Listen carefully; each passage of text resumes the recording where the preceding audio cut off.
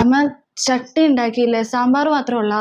ചട്നി ഉണ്ടാക്കിയില്ല. ചട്നിയും തേങ്ങ പൊതിച്ച ഒന്നിരിപ്പില്ലായിരുന്നു, അവിടെ ചട്നി ഉണ്ടാക്കിയില്ല. പിന്നെ സാമ്പാർ ഇവിടെ എല്ലാവർക്കും ഇഷ്ടമാണ്. സാമ്പാർ എനിക്ക് ഒന്നാമത് ഈ ഗർഭിണിയായതിനു ശേഷം എനിക്ക് സാമ്പാറിന്റെ മണം കായത്തിന്റെ എന്തൊക്കെ കടിക്കുമ്പോൾ ഒക്കാനം വരികയെന്ന് അമ്മയ്ക്ക് അറിയില്ല. ഞാനത് ചട്നി ഉണ്ടാക്കണം എന്ന് എപ്പോഴും പറഞ്ഞിട്ടുള്ളതല്ലേ.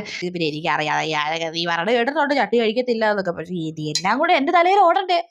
ഈ കാര്യങ്ങളൊക്കെ ഞാൻ തന്നെയല്ലേ എല്ലാം ചെയ്യുന്നത്. ആരും ഇല്ലല്ലോ, ഒരാള് സഹായത്തിനില്ലല്ലോ. കാര്യം ഗർഭിണിയാണെന്നും പറഞ്ഞ് ഒരു പണിയും നീ ചെയ്തില്ല. ഇപ്പൊ ഒരു പ്ലാന് പറിച്ചെടുത്ത് പോലും ഇല്ല. രാവിലെ എണീക്കുക, ഭക്ഷണം കഴിക്കുക, ഉച്ചയ്ക്ക് ഭക്ഷണം കഴിക്കുക, വൈകുന്നേരം ഭക്ഷണം കഴിക്കുക, കടന്നുറങ്ങുക. ഈ പണി മൊത്തം ചെയ്യുന്നത് ഞാനല്ലേ.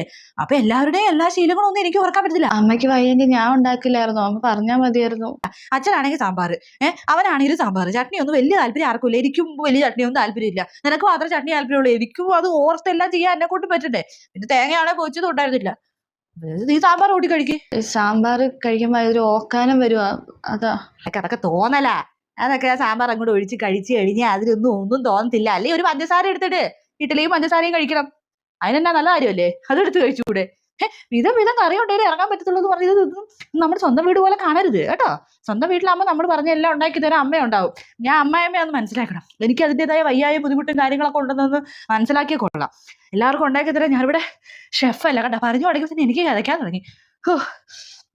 എല്ലാവർക്കും ഉണ്ടാക്കിയിട്ടുണ്ടെങ്കിൽ ഉള്ളത് ഊട്ടിയൊക്കെ കഴിക്കുക. അല്ല പിന്നെ എന്നാ നിങ്ങൾ കഴിക്കുക. എനിക്ക് സാമ്പാറിന്റെ മണം വന്നിട്ടേ ഇതോ ഓക്കാനം വരുന്നു. ഞാൻ കുറച്ച് കഴിയുമ്പോൾ ഇതിൽ പഞ്ചസാര ഇട്ട് കഴിച്ചോളാം. കണ്ടോ അവൾ എണീറ്റ് പോയത് കണ്ടോ. വയറ്റിലൊരു കുഞ്ഞുണ്ടെന്നുള്ളൊരു ബോധമില്ല. എന്തെങ്കിലും കഴിച്ച് വിശപ്പടക്കമല്ല. അവൾക്ക് ഇഷ്ടമുള്ള കറി ഉണ്ടെങ്കിലേ ഇറങ്ങത്തുള്ളൂ. ഉണ്ടാക്കി തരാം ഞാൻ.